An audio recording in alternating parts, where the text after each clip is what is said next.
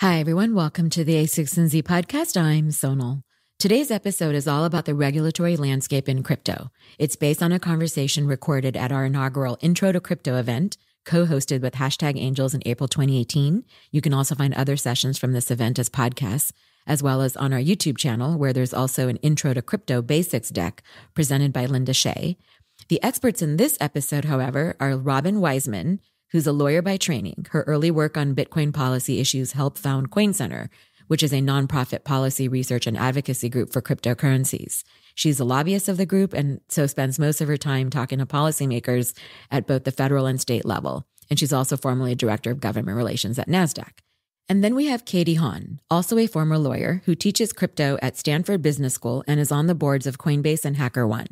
She's a former federal prosecutor with the U.S. Department of Justice, where she led their first digital currency task force and prosecuted a number of cases in the space.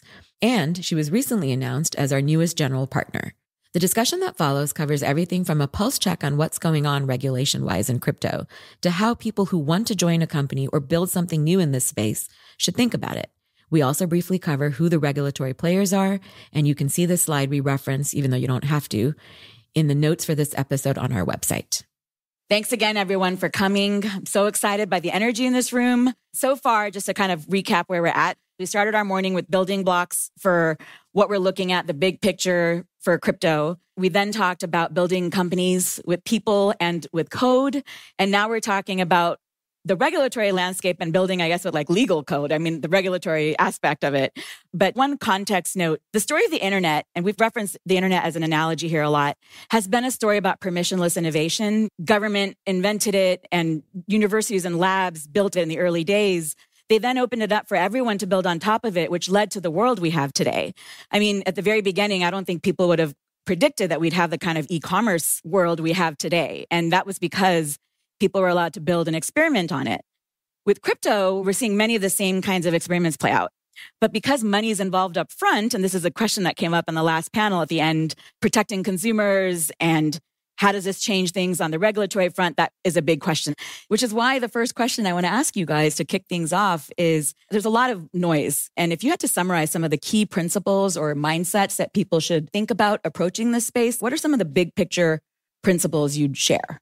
Robin, did you want to? Yeah, I think I'll start off with just to levels. One of the biggest principles is that when people say Bitcoin, and I say Bitcoin is sort of a catch-all for decentralized cryptocurrencies, is Bitcoin regulated? The answer is, yeah, Bitcoin is regulated. The underlying technology is not regulated, and it would be very difficult to regulate. But when you have applications of the technology, some of which we've heard about earlier today, when those applications cross into an area where there is an existing set of regulations, whether it be money transmission or something, or custody of funds, there are regulations that do apply. And so the underlying technology is not regulated, but the applications are. I think the principles I start out with are that first, when you're talking about regulators, you're talking about a really diffuse set of people, different groups. So you're talking about civil regulators, you're talking about enforcers, and then you're also talking about prosecutors, which is what I used to be. And these things are not all the same. So that's the first thing to keep in mind, is there are very different priorities and objectives between civil enforcement and criminal enforcement. And the second kind of principle is that all of the existing laws and regulations are really, really very broadly worded. And they're broadly worded by design so that regulators and prosecutors have broad discretion to use their own judgment for what they think are the best vehicles to regulate or prosecute. And that's really by design. I do want to dispel the notion that the government is sitting there trying to trap, an ICO project or a cryptocurrency project and saying, aha, we got you. That's just not the case. The fact of the matter is the government doesn't hurt for business where fraud is concerned or where crimes are concerned. Well, so bottom line it for me, though, if I'm thinking about working in this space, whether building a company, building a product, marketing it, there's obviously all these things that happen in a company. Is it fraud? Is it legal? What's sort of the way to think about that question? Well, I would say that the technology is not illegal. I mean, we have a long history of technologies that can be used for illicit purposes, but the actual technology is not illegal. So I would say that decentralized cryptocurrencies, the kinds of things we're talking about today, not illegal, but you can think about ways that they can be used in an illicit way. And the same thing, I mean, you can look at the internet. The internet's not illegal, but you can use the internet to do illegal things. Yeah, that's exactly right. I mean, if you look back even to 2013, the Senate held hearings on Bitcoin and what is Bitcoin. And you had 3 different government witnesses at that hearing, and they all 3 went and said, Bitcoin's not illegal. This is a great technology. So that was somewhat of a surprise, I think, to some people in the space. Yeah, we were expecting the opposite. But I think it's also important to note that criminals are often the first adopters of new technologies. That's actually very counterintuitive to me, actually, because when I think of early adopters, I think of developers.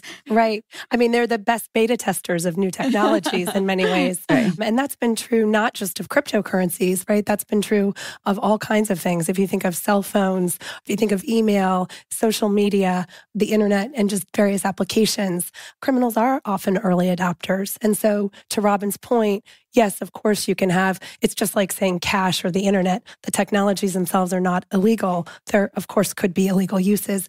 And that's really what the government's trying to focus on and what it frankly should be focusing on. I actually see a promising sign here, development of all these working groups in the government. Yeah, I think when people are working on developing a certain technology, or here, particularly in Silicon Valley and San Francisco, there's a lot of focus on the tech and there's a lot of skepticism about policymakers. And I will tell you that policymakers really want to understand the technology. In fact, at the SEC, there's something called the Distributed Ledger Technology, the DLT Working Group, and it has members from all the different divisions within the Securities and Exchange Commission that are focused on just learning about the technology. And also at this Commodities and Futures Trading Commission, the CFTC, they have now something called Lab CFTC, which was developed to look not just at cryptocurrencies specifically, but larger fintech, financial technology, financial services technology. Right. It actually reminds me a little bit of the early days of the internet, where you have companies set up their own like sort of divisions and working groups, like let's figure out the internet, digital, social. That's funny to that point. In the early days of the internet, the SEC created an internet division. It was like a special thing. Yeah. And eventually that internet division became more of like a claims processing area because everything had touched on the internet. How long do you guys think it'll be for us to get from that point where there's a separate, dedicated, siloed working group and then kind of it merges into everything else? Do we have a prediction on how many years it might take? I don't want to slap a number of years on it, but I think you're still a few years away from that, at least. The one thing we are seeing is that it's no longer siloed. Like the very purpose of these working groups are to go out into the broader organization. Because, one thing folks don't even realize is these organizations are behemoth, right? You have the Justice Department is 110,000 employees. You've got double that almost at the Department of Homeland Security, the SEC, 4,000. I mean, you're talking about thousands and thousands of people. These are big organizations. So these working groups, they're already kind of going out within their organization and saying, no, Bitcoin's not illegal. We're actually in the government doing a pilot program with it. They're doing a lot of interesting pilot programs. Yeah. And I would also add that you're seeing increased coordination among agencies. Recently, in advance of their joint testimony before the Senate Banking Committee, the chairman of the Securities and Exchange Commission and the chairman of the Commodities Futures Trading Commission authored a joint op-ed in the Wall Street Journal about their work. So I think you're beginning to see that it's where there are areas for coordination that policymakers, law enforcement are working together.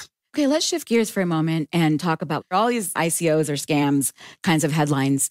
How would you sort of separate that headline from what's actually happening from the policymakers' perspective? And what are they taking away from all that? So I have to say, it's really often in my line of work, super frustrating to see the headlines that are splashed all over the place because they're very misleading and they're focused on sort of the worst of the worst. And they're designed to sell papers and they're designed to get clicks and they're designed to get people to read. Oftentimes, if you drill down even into the actual body of the story, you realize, oh, okay, that was sort of a sensational headline. But the other thing that's really frustrating about some of the media coverage is that then policymakers read it and then it becomes what they latch onto to respond. And so a lot of what we do is we go in and we try to make sure that particularly members of Congress who have oversight over all of these different agencies and are responsible for making the rules that then they'll have to implement, that those policymakers understand and have the facts so that we are trying to limit the knee-jerk reactions to some of the sensational headlines. I've seen several headlines that are blockchain has been hacked. Yeah. And blockchain's never been hacked. Some of the cryptocurrency exchanges have been hacked. Mt. Gox, CoinCheck more recently, Bitfinex, and others. But the blockchain itself has never yet been hacked. And so that's just one great example of these headlines. I think the other fact of the matter is that cryptocurrency as a community and as an industry is really under a microscope in a way that other financial services companies are not. When I was a prosecutor, I prosecuted Wells Fargo's executives for taking dead people's accounts and draining them of money. They basically found out who hadn't used their account for, many years, and then they would drain the money to their own personal accounts. And it didn't even really make headlines. Can you imagine if a cryptocurrency exchange even had one example of that? It would be kind of all over the news. So I think that it's important for the industry and the community to know it's operating under that microscope. Yeah. What are we seeing in terms of legal actions against some of the things that are out there? I mean, what proportion of the activity is it really? Well, I think right now we're actually seeing a relatively small proportion. I don't know, Robin, what your view is, but mine is, and I can tell you that a lot of things are still under seal. That's kind of a first principle, Sonal, is, people would ask, well, when is the government going to do something about XYZ? They're clearly breaking the law. The government wasn't able to say, we've indicted that case, it's under seal. We're just waiting to extradite the suspect or take down the site. So what you have often is things are under seal brewing. So that could be happening now. We have this also not just in cryptocurrency, but a great example is the Theranos case. That news broke in 2015, yet it was only in 2018 now where we just saw the SEC had a case under seal, an action. They were working out a settlement agreement. So I think there are things in the space that we're not yet aware of, the public's not yet aware of, that will be coming. That said, I think it's a relatively small percentage, a very small percentage of the overall activity, because as you all know, a lot of the overall activity is lawful, it's great, it's terrific, very innovative. Right. So just the worst of the worst is getting under the spotlight right now. I don't think that you have people in enforcement at the Securities and Exchange Commission out looking to get somebody and be like, oh, gotcha. Right. And, it takes an incredible amount. Katie well knows the resources that are dedicated to investigating and collecting the facts and deciding whether or not, even if they're going to bring a case. Enforcement and the SEC does a lot of work before they even bring it to the trial unit. And then the trial unit has to decide to take the case. And then the commission has to vote on whether or not the case goes forward. So it's not just like you're going to see 1,000 cases being brought. Right. That's exactly right. Especially with the SEC, you have that function where they have to bring, after an investigation, the case before the commissioners. So there's that step in between. And then they can have the choice, in the case of the SEC, to bring a civil action in a court. Well, what does that mean? That means that a judge or a jury will have to agree, ultimately, if the person who's been charged by the SEC doesn't want to resolve it via a plea agreement. And that means that jurors, just like everyone in this room, or judges, are going to be deciding whether they think the law was broken. The same thing obviously is true where you're talking about criminal cases, is a jury of 12 of your peers gets to decide if the government's proved beyond all reasonable doubt that what you've done is clearly illegal. And in this space especially, and I know firsthand, having worked in some of the earliest cases for the government in the cryptocurrency space, you don't want to pick the wrong vehicle. You don't want to have someone tell you, okay, no, we'll take you to trial, and then go lose that case. So when you have so many to choose from, you're going to hopefully be very judicious in which cases you're selecting. Yeah. And then just to follow up on that, that begins some of the enforcement actions at the SEC, not on the criminal side, but just in terms of what the SEC has looked at. It's through those actions, through their decisions, that then you begin to get a clear sense of where the lines are. So, for example, what constitutes, if you're looking at an ICO or registered security, you could begin to look at some of the decisions that the SEC has put out, and you can see where the line is going to be. I'm so glad you're mentioning that, because you guys have actually mentioned the SEC a few times, but we have the slide up here, which has a lot of other agencies on it. And we don't have time to go into this because that would take the entire day, let alone this session we have on stage. But can you help us understand, because we're reading about the SEC saying this, they're doing this organization is doing this. What is the SEC's position? And also, where do these other players come in? I'll start just by saying the other thing is a lot of times you see these agencies teaming up together. So we've seen this recently in this space when the BTCE exchange was indicted by the Justice Department last summer. FinCEN, which is up on the screen, a Treasury agency, came in and assessed in conjunction with the DOJ criminal case a $110 million penalty. We just saw this also in the case of the Carta ICO, that the SEC brought $32 million civil fraud enforcement action, and DOJ, the U.S. Attorney's Office, teamed up by bringing a criminal companion case. So we see these agencies working together a lot also. And we talk all about the SEC today in 2018. And I think one of the reasons is what agency was putting out guidance in 2017? The SEC. However, if you would have talked to the community in 2013, the agency everyone was very focused on was FinCEN, which is the Financial Crimes Enforcement Network, part of the Treasury Department. FinCEN was the first U.S. government agency to put out guidance saying virtual currency is going to be subject to what are called money service business laws and the Bank Secrecy Act. So the point is that the different regulators can change over time depending on who's putting out warnings or who's putting out guidance. And also just going back to when we were talking about the overarching principles, when you talk about applications of the technology, I mean, as the technology starts to be employed, FinCEN needed to step up and issue guidance in 2013 because you had offering of money service business type services. And then you have the IRS. I'm just kind of going down the list. The IRS designated cryptocurrency as property and not currency. And I think the reason we're talking about the SEC a lot today is because 2017 saw an explosion in terms of these ICOs, initial coin offerings. And so the SEC's work has been done a lot in the enforcement division in terms of rooting out fraud and looking at just basic plain old fraud. I mean, some of the early cases were just regular pyramid schemes. It doesn't necessarily mean that it was cryptocurrency based. Mm-hmm. Someone who's doing something that's otherwise illegal, that's illegal. And the SEC is going to look at that. But the other thing that the SEC is doing now is really taking a hard look at ICOs and whether or not when you have these initial coin offerings, they should be basically considered registered securities, which means that they have to go through a very special set of things and they're regulated in a certain way. And if they could be traded on exchanges that are registered with the SEC, and it basically brings in a whole element of all these things that have to be done. So whether or not an ICO is considered a registered security or not is a really big deal. Is it an open question? It's not a closed question. If you have a token that's operating on a fully decentralized network, that's probably clearly not a security. And just this morning, House Financial Services Committee, the Capital Markets Subcommittee, as part of their routine oversight, has directors of the different divisions of the SEC come in and talk to them about what's happening, and they have a chance to ask questions.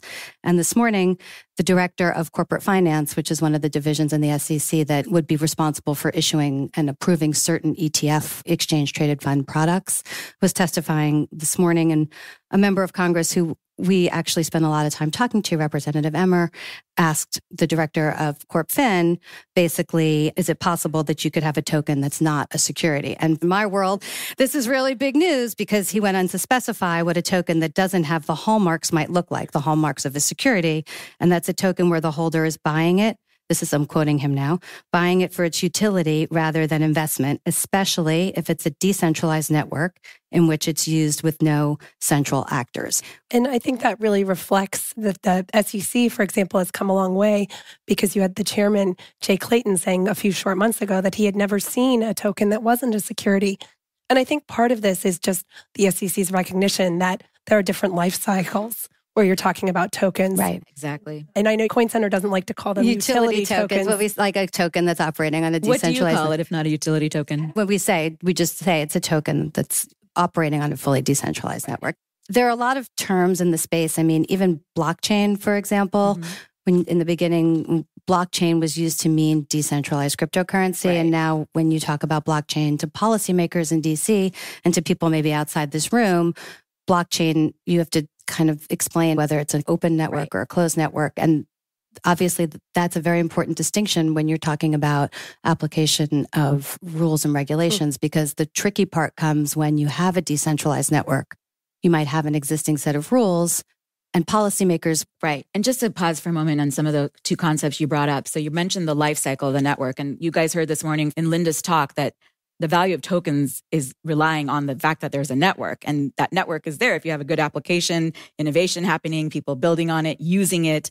And a utility token can be a case where someone is, say, buying file storage, and they can actually use that token for file storage. It's not just they're investing in that network to make money only. They're actually trying to use that token or something to be built in the future. Right. Or something to be built in the future. And that timeline, so you bring up the future is an important point to pause on, because the life cycle of the network, it's actually, there's not one point in time. Like if we look at all this landscape of all the, technologies and cryptocurrencies that are out there, Bitcoin and Ethereum have been around a lot longer. There's a whole life cycle for how it may start and evolve over time. And I think that's one of the reasons that we see the government taking its time.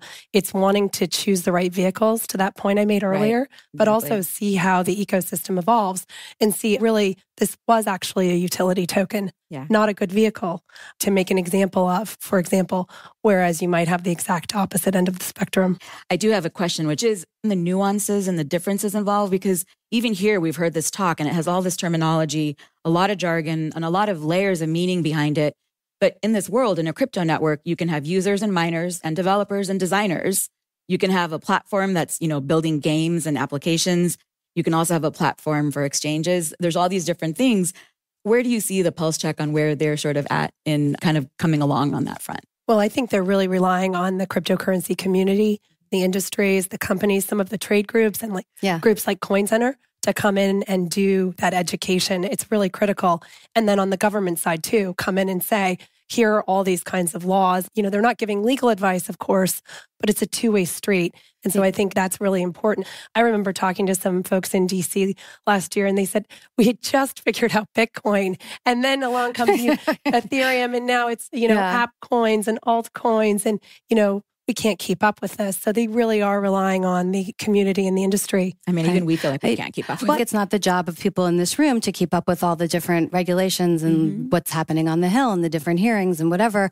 But you do, because it's going to inform what you do. And I just, as an aside, also want to say that I think it's great that today, in a discussion that's sort of technical, that you've brought in a discussion of regulation, because there is a little bit of a disconnect between what's happening in DC and what's happening here. And so the more that people from DC can learn about what you're doing, and the more that you guys can understand what people in DC are doing, I think it makes for a very important conversation. And I think it will make for a better outcome in the long run in terms of how they apply these rules. And we're saying DC, obviously this is a global technology, right? And global regulators and global governments are involved.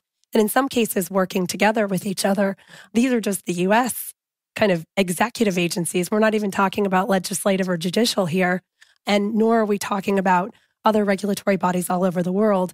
Some of them are doing a lot of forward-thinking and I would also say that another thing that's not on our list are the states. I mean, we talk about the federal regulation, but states have money transmission licensing, and if you want to be a money transmitter, you have to obtain a license in every jurisdiction in the United States. And so that's been something too. So this is just sort of scratching the surface. Well, actually, since we do have the slide up, obviously can't unpack all of these in great detail, but could we just do a quick lightning round through these? Or at the very minimum, share with us the taxonomy for what we're looking at here? Because I hear this list of names and I'm just like, it's like alphabet soup. I don't know what's going on. So how would you break it down at a super high level? What's the big thing to know for where each of these are at and how they might be involved? Well, so just taking Treasury, FinCEN, the Financial Crimes Enforcement Network, they're trying to assure the integrity of the financial system against nefarious actors. That's their broadly stated mission. So monitoring the financial systems like banks and all other kind of financial services companies for suspicious activity. OFAC, the Office of Foreign Assets Control, the United States maintains a list of people and countries or nation states that is sanctioned. And so OFAC makes sure that transactions aren't going on in the financial services realm with those countries or individuals. I'm sure you all unfortunately know what the IRS is, but yet very important of what the IRS is going to do with cryptocurrency. Really, it's quite hard for people who have cryptocurrency gains to figure out what is the right thing. What are they supposed to do? The OCC, Robin just alluded to the fact that you need 50 different money transmission licenses to do business as a cryptocurrency exchange in the states. OCC is trying to come up with a federal fintech charter so that only one license would be needed. So far, that hasn't gone anywhere. Do you want to cover any others? Do you want to talk about justice and then I'll go to the other side? Justice. Yeah, that was your old stomping ground. There are a lot of other agencies we didn't list within justice that deal with cryptocurrencies too, like the U.S. Marshals Service, the DEA, the ATF. It's touching kind of all different divisions. But we just chose to list the FBI because everyone's heard of that. The criminal division and the Office of U.S. Attorneys. The U.S. Attorneys are all over the United States. And basically what they do is prosecute, in the case of cryptocurrency, would prosecute criminal uses of cryptocurrency. And again here, I really want to emphasize, you're really talking about the worst of the worst, because you have the FBI bringing, say, 10,000 cases. They're going to investigate. They're going to look at 1,000. They're going to bring 100 to you. Maybe you're going to take 10. So this is not the government trying to do gotcha. These are cases where, one of the ones I prosecuted were the corrupt agents who were looking into the Silk Road. They were themselves corrupt. They were doing shakedowns all over the world for millions of dollars of cryptocurrency, diverting it to their own personal accounts. Federal agents, they're now in prison. So that's one of the kind of criminal worst of the worst cases I'm talking about.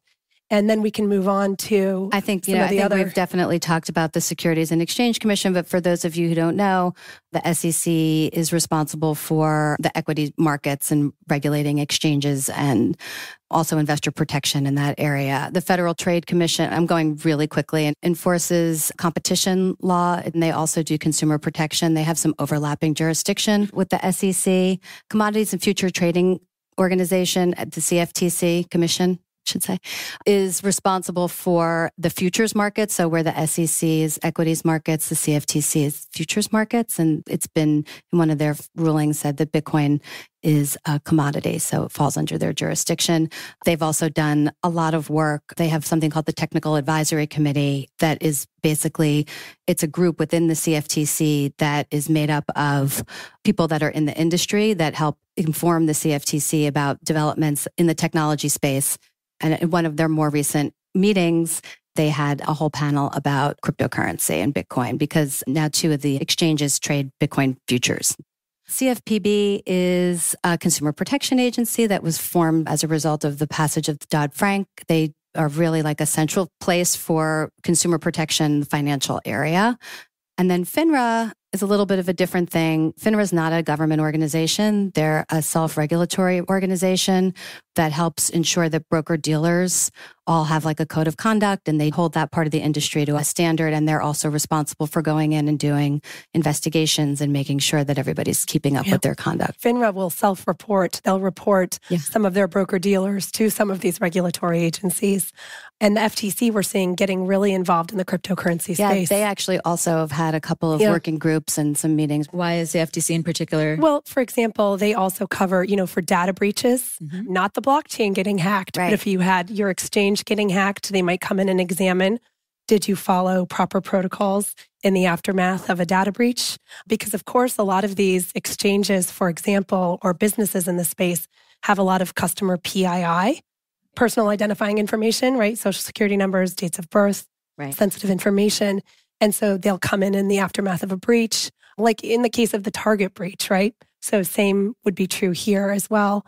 And the Federal Trade Commission also is charged with kind of protecting privacy and protecting against unfair and deceptive practices. So to the extent that there are consumers in the space complaining about unfair and deceptive practices, they get those complaints. So my big takeaway from this is that it's clearly a patchwork of people, not just the SEC, which we keep hearing about in the headlines, that this is actually just a few of the federal agencies. It's not even including the state and international players, because this is a global scale, and that sometimes these groups work together. They're still forming working groups and being very thoughtful about it, which is actually kind of great. But it brings me to 2 wrap-up questions. One, if I'm an entrepreneur and I hear that, I think it's great, because I'm like, great, they're thinking about it. They're really exploring it. But I'm kind of impatient to build something. What would your advice be for someone trying to come into the space who wants to build something? Should they wait where there's a gray area? How should they kind of approach it? What's your big takeaway on that? Well, I don't think they should wait, but I think they should have common sense and good judgment. And one of the red flags I see sometimes is, and they'll publicly state, oh, we're moving offshore so that we don't have to comply with these laws that we can't figure out. But then they're going to serve U.S. customers anyway. And, the kind of problem with that approach is that extraterritorial jurisdiction, most countries have it, not just the U.S. So if you're servicing hundreds of thousands of U.S. consumers, the fact that you relocate is not going to save you from having to comply with these laws. At the same time, I think that, there is a real question of there is gray area. Look, I think you have to use your best efforts to be informed about what laws might apply to you and how they might apply to you. And be able to demonstrate how you used your best efforts to comply with those laws. If, for example, you find out that the Bank Secrecy Act requires you to have a compliance program, do your best to create your best compliance program you can. It doesn't have to be perfect, but you can't just say, well, I didn't know what that would look like, so we didn't do one at all. Just try. And I think that those cases where people are demonstrating best efforts are not going to be the vehicles that the government regulators are going to want to choose. Right. They're not going to go after those. What would you say for people looking to join a company or, a startup, figure out where they are? If they want to sort of vet the regulatory profile of a company, how do they make that decision if they want to join or not join? And this is, by the way, not speaking of all the other factors like the founding team and the viability of the product and where they're located and if they have perks. Like, that's not the question. I would say that you should use your best efforts to make sure that wherever you're thinking of joining is working on contributing in a positive way, not just to the technological development, but also being a responsible player and doing their part to make sure that they're complying with regulations. I think we're beginning to see in a lot of areas, and early on Coinbase was a leader in this, really priding themselves on the fact that they do comply with the laws. Right. Like they as have a selling compliance point. And so I think that that's something to look for. That's great. So last question. You're both two lawyers in this space. Why are you guys in this space? Like, what excites you? Well, I got into this space in 2013 and sort of like a lot of people in this room, but then not like anybody in this room, I was really attracted by the challenge of the fact that this was something new and policymakers were going to be looking at it. And a lot of the things that I'd worked on for my entire career, if you think of policy being like a book with several chapters, I was coming in on like chapter 14. And this wasn't a chance to be on the first chapter and to really have an impact in shaping something. And so being in on chapter 1, and I would say 5 years in, maybe even now chapter 2. So for me, my story was in 2012, I actually was asked by the Justice Department to help shut down and prosecute Bitcoin. So in many ways, it's interesting that I'm sitting here today. But having come full circle, we quickly realized that wasn't a thing and wasn't possible, nor was it desirable. But that was my first experience with Bitcoin in 2012. And through working with prosecuting some of the worst criminal use cases, I actually became really enamored with the technology and all of the promise that it holds to combat things like waste, fraud, and abuse, and many other things. And kind of came full circle when I joined the board of Coinbase a year ago. I think my thing is that I started my career at Xerox PARC and our IP address, the number on the internet, it was 13.1 something. And I always felt like I'd missed the big wave of excitement of this is something big. And I came on the tail end of that. And when I first started learning about crypto in 2010, I remember thinking, this is super interesting, but I didn't really pay attention to it. And then I went to be an editor at Wired, and it reminded me of the early days of the internet again, and that sort of exciting energy of something new, something that has great potential. And it makes me excited that we're here and that we're having this conversation early on, talking about permissionless innovation in a way that's thoughtful. Thank you again for joining and sharing your expertise. And thank you everyone for coming today. Thanks again. Thank you.